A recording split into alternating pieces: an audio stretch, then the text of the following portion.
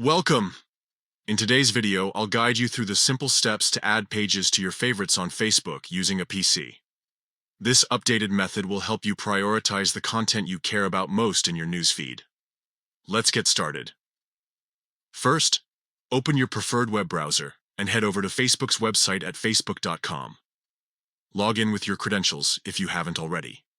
Once you're logged in, look to the top right corner of the screen. You'll see your profile photo. Click on it to open a drop-down menu. From here, select Settings and Privacy.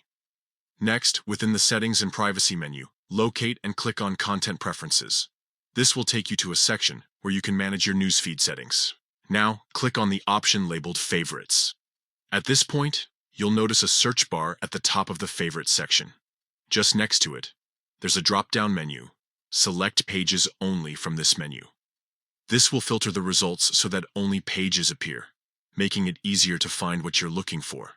Now browse through the list of pages or use the search bar to find specific ones. Once you've found a page you'd like to add to your favorites, simply click on the star icon next to its name. The star will turn solid, indicating that this page has been successfully added to your favorites. And that's it.